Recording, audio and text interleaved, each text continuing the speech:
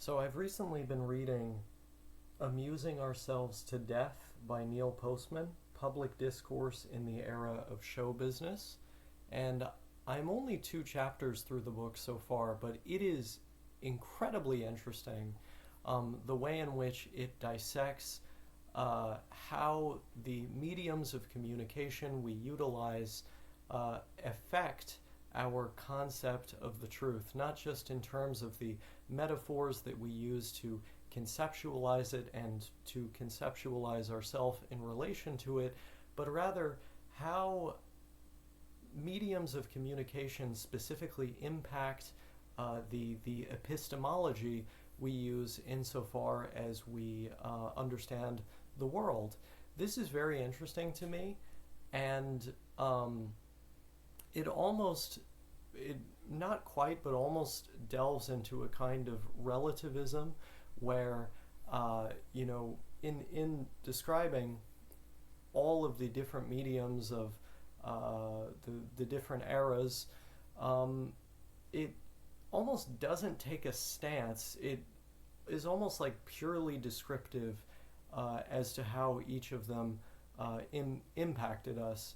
Although ultimately he sort of reels it back and is like, "Yeah, I have a stance on this. I think the written word is the most impactful out of all of them," and it's sort of trying to be polemic or to see the future by saying, "Hey, man, this TV thing, I don't think it's going to have the best impact on public discourse." Very interesting. But I think this book is far more relevant now in the world that we live in because we can see how the mediums of communication that we utilize at this point are increasingly simplistic and deliver smaller and smaller bites of information. At this time, one of the main preoccupations that Neil Postman had was the fact that television is much more focused on aesthetics than substance. By way of communicating through an image, there is necessarily going to be a greater emphasis on said image, and therefore aesthetics play a greater role than the substance of speech. A key example given in this book is Richard Nixon. Richard Nixon versus John F. Kennedy.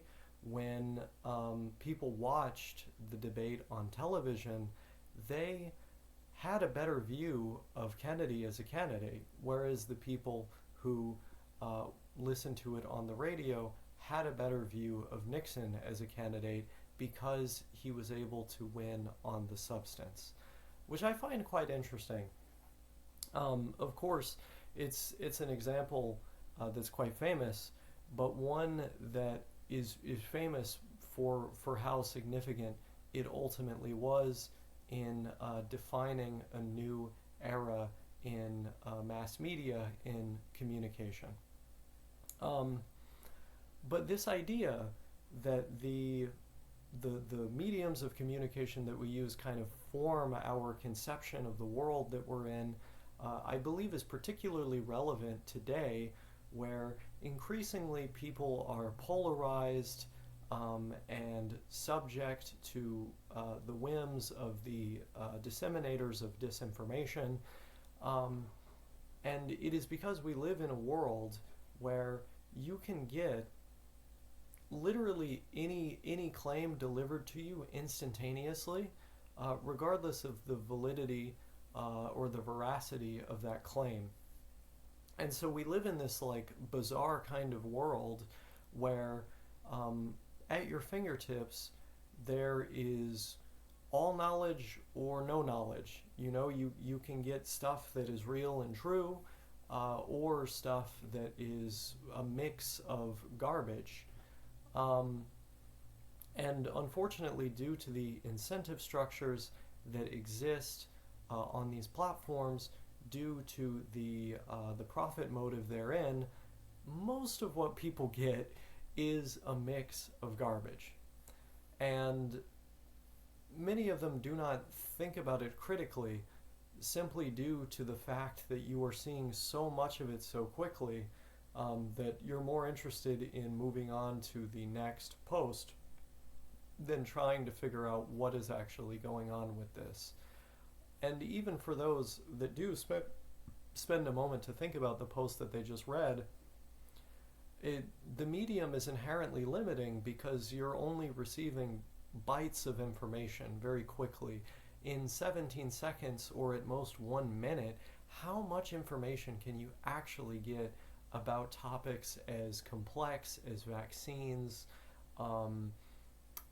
monetary policy, geopolitics, all of these things, right? And so I find it very concerning, and it's something that I've talked about on this channel in a variety of ways, but I am very much enjoying this book because it touches on this subject in regards to a different medium, but in a way which I feel is very, very relevant to what we're experiencing right now with social media. Ahead in this video, I have some videos that I recorded a couple days ago with respect to this that I wasn't sure if I was going to release or not, but I feel are relevant to what I'm saying here, and so that's what's coming up. I'll be sure to talk about this book more once I've actually finished it. So I was watching this political live streamer, and because I do not have an article directly in front of me talking about this topic, I'm just going to cover his coverage of this issue. So this tweet has a report here that says, in China, content creators that talk about topics such as medicine, rights, finances, or education in social media must demonstrate credentials, real credentials such as studies or certifications, and the platformers verify them to avoid disinformation. Would you support this measure in your country? So I find this interesting because it relates to a lot of the stuff that I talk about on my channel in relation to the internet, in relation to disinformation, in relation to the very bizarre kind of stratified way that we are becoming as a society, often due to the fact that literally all of us are living in our own worlds, or our own different worlds. I find this interesting as an idea.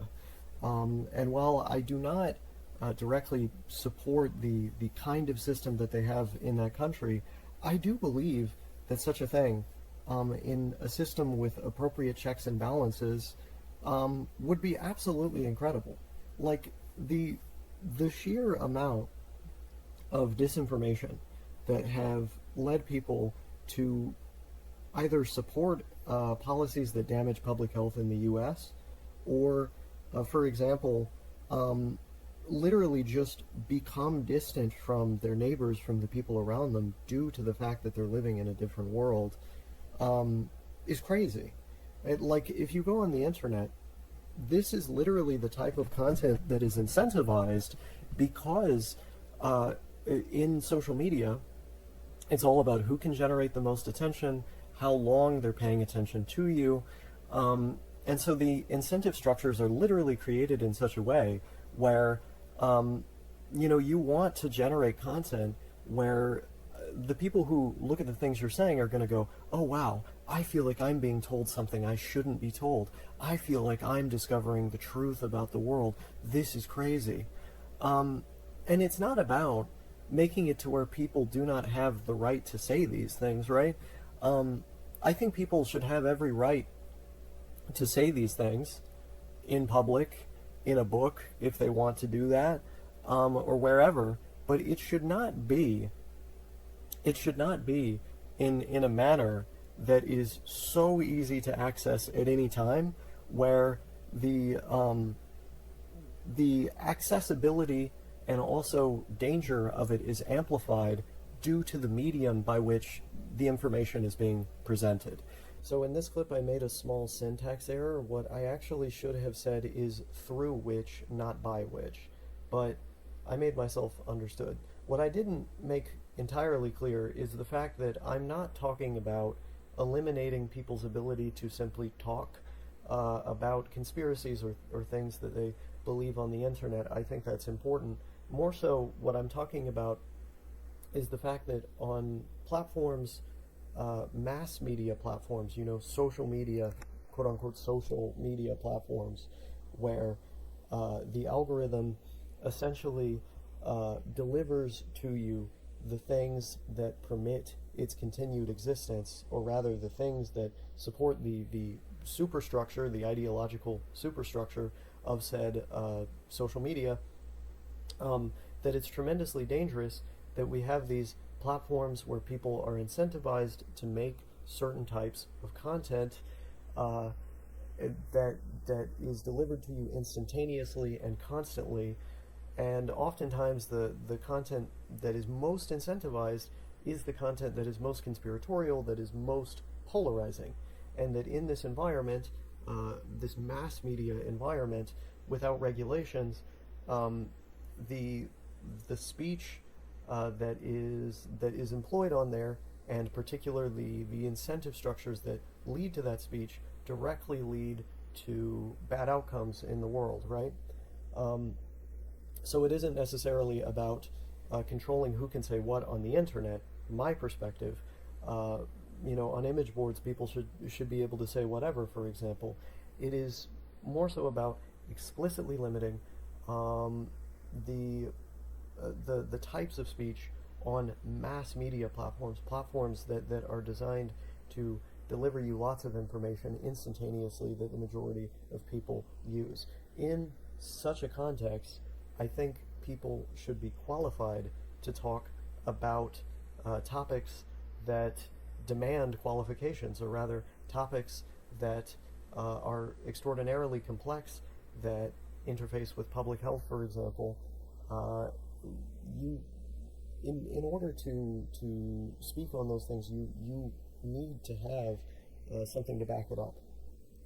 If you look at social media, at studies that they've done involving the average user of social media, they have found that even for people who are in the minority, by the way, the majority do not do this, even for people that look up individual claims made in social media posts, they don't do that for the majority that they see. And on average, those people may be seeing 400 posts, just one after another. And so, to what extent are those posts that they've scrolled by, that they may have read, influencing the way that they think about the world? If not in a very direct way by altering the way that they think, then in a somewhat indirect way by causing them to distrust overall things which have been empirically proven about health, law, etc. And so I find this very preoccupying, very concerning. These alternative realities that each of us have begun to live in, and seeing that, in fact, there are measures being taken against the acute harm that this causes to society in another country, is incredibly inspiring. And I think we ought to do the same here. I'm officially in my Mumkey Jones era. I've kind of been in this era before.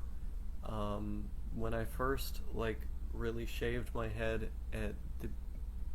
I was about to say at the beginning of this year, but it was at the very end of last year. I shaved my head, and it was a big change for the channel because people were used to seeing me one particular way, and now they're seeing me a different way. Very good, very fun.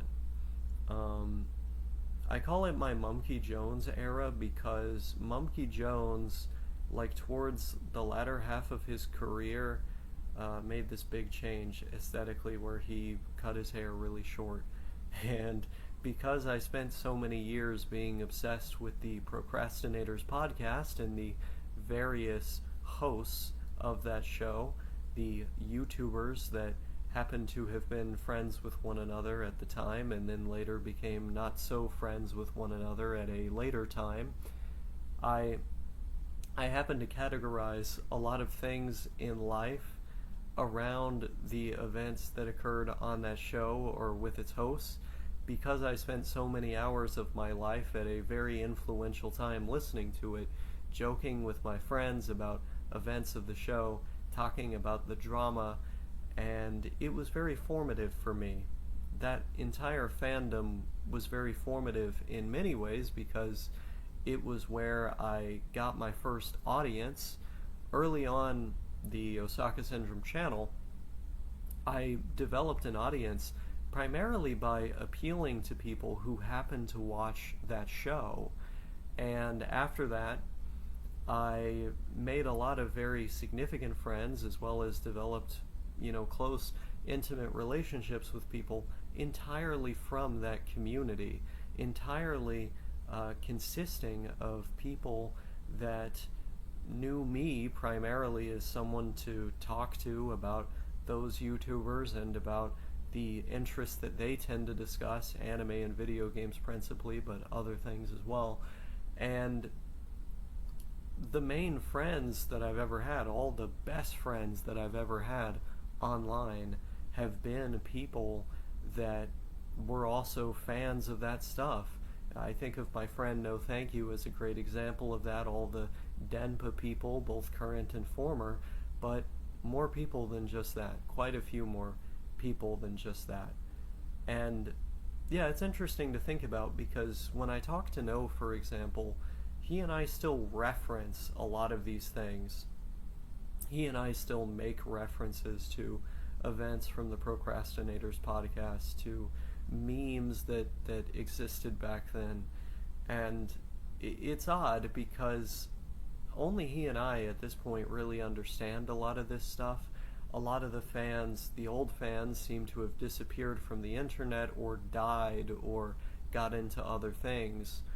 It seems that the people that have stuck around and continued to discuss that fandom, by and large, are people who got into it around 2019 or 2020 when arguably those videos had already become bad.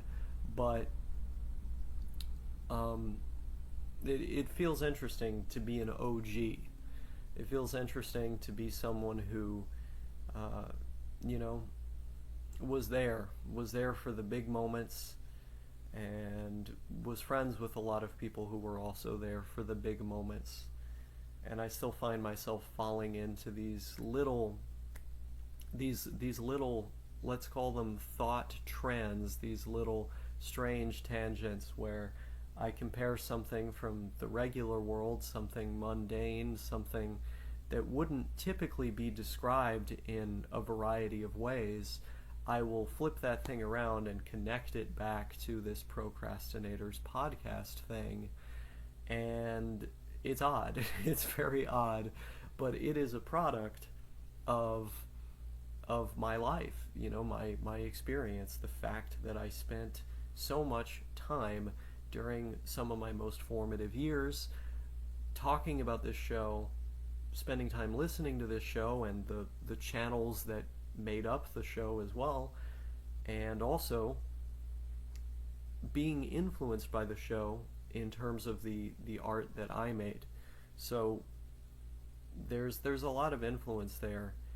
There's a lot of nostalgia there. There's a concrete sense that my life has been unchangeably and inextricably influenced by this strange podcast and these strange pseudo-intellectual, frankly, retards that ran that podcast. You go back and listen to those episodes now, and it's like a lot of the politics are stupid, a lot of the, misinformed takes are pretty out there.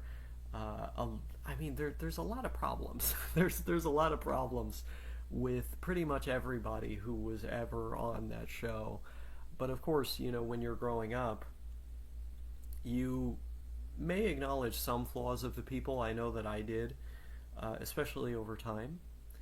But you don't quite see, the full extent of these characters' flaws until you start growing up, getting more experience of your own, and realizing that, okay, a lot of this was just, you know, people being confident blowhards.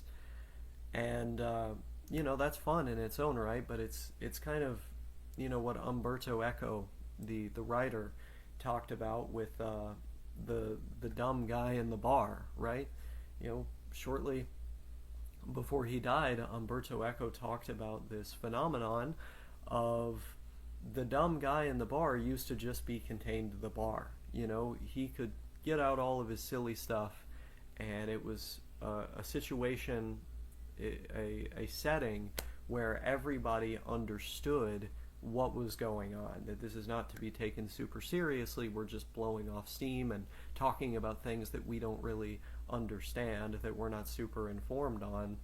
And part of the problem with the internet is because it gives a platform to a lot of dumb guys in the bar, it sort of lends legitimacy to the things that they're saying.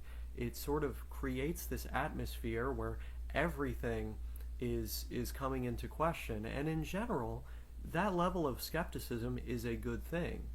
The problem comes when you begin to be very skeptical of official sources, of things that are objectively true, of things that have been empirically proven, and you look at it with not an educated sort of skepticism, but just sort of a very, very broad kind of anti-establishment zeal that isn't actually based on the scientific method, that's not based on an objective way of assessing information.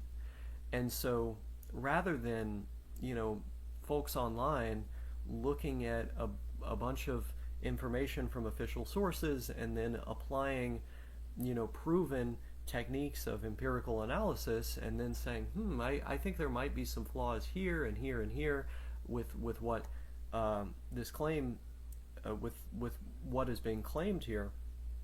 Instead, more often than not, what they do is look for information that agrees with a conclusion that they already have, and they apply kid gloves to that information, whereas they apply an unhealthy level of skepticism to any information to the contrary, often eschewing, I believe that's the word, eschewing, I don't remember quite the word I intend to use there, but throwing aside the methods of ascertaining the truth, of coming to a reasonable conclusion. They throw all that stuff aside. They throw to the curb whatever is in there that, no matter how convincing or how objective it may be, disagrees with their conclusion. So they're not looking at this information in a way that is unbiased. They're not using unbiased methods that help you disseminate information, methods that help you throw away, some of your own biases, or at least not be clouded by them. And that's because they don't have the tools to do research. It's not to say that you can't potentially teach yourself how to do research and how to read studies and how to use many of the methods that people use in, for example, systematic reviews, but most of the people who are doing this, like, internet investigator stuff, are not doing that. Most of them are not doing that. And so, sure, they might link a couple studies, but they're studies that they've handpicked because they agree with them, because they find that it supports their conclusion. They are not looking at the body of evidence that happens to disagree with it, and when they are cherry picking bits and pieces of information that agree with them, and they're throwing aside the rest, or they just straight up don't know how to read it. They don't know how to go through the information piece by piece and verify the claims, or look at what they did. They don't have these techniques in their head. But because on the internet, on Twitter, for example, somebody whose entire life has been research, somebody who is an expert on doing research, that person is given the same level of attention same priority, the same level of power as somebody who can just very confidently state any claim, which is why things like vaccine disinformation and conspiracy theories are so prevalent on the internet today, because they feel very compelling to listen to, and there are people that at least sound smart when they present the information. And in many cases, perhaps they are smart, but they're not experts on the stuff that they're talking about. They are merely interested in the stuff they're talking about. They feel compelled to look into it, yet they don't know how to, and they're given a platform, so they go out there and say a bunch of stuff that is just patently false, but people believe it because they're not spending the time to verify every single individual claim, nor are they spending the time to teach themselves how to actually do that. And of course, how could you? In the span of a few minutes, depending on what platform you're on, you could see literally hundreds of different claims. You cannot spend the time meticulously going through every single one of them. I mean, there are people who sort of make it their job to do that, and in many cases, they spread misinformation. So are we going to just have an argument about every single individual minor claim, like until the end of time, to try and figure out what's even going on here? I mean, to some extent, it is fun, right? Like, having these kind of arguments, these discussions, doing this kind of research is very fun. But part of the problem with this climate that we've created is we have a lot of people who want to do that, but they're not really given the tools to do it. They don't really know how to, so they're just sort of taking shots in the dark. And also, you have a lot of people, a lot more I would say, who think that they want to do that, but they don't really. So their version of kind of being curious and going against the grain and asking questions and doing their own research is basically just listening to a guy who's blowing a lot of smoke and not really verifying their claims, not really looking any of it up. Because of course, all the sources are coming into question, and what that really means is, okay, I have a source that I like, these are the sources that I don't like. And it's because this thing that I'm hearing makes me feel good. This other stuff does not. I also don't want to admit that I'm wrong. And there you get into some major problems, because at that point it's no longer about intellectual curiosity and asking questions and being skeptical. Instead, what it's about is confirmation bias, which is what's occurring in so many of these cases. And I'm brought back to that Umberto Eco quote, because it's exactly correct. I mean, it describes now better than anybody could, and he said it before things even got really bad. We are at a point now where the dumb guy in the bar is basically ruling culture. Hegemonic culture at this point is the product of a bunch of dumb guys who would have been at the bar 30 years ago. But now they're in the government, and now they are directing public policy indirectly through the discourse. And that's really bad. That kind of influence is extremely dangerous.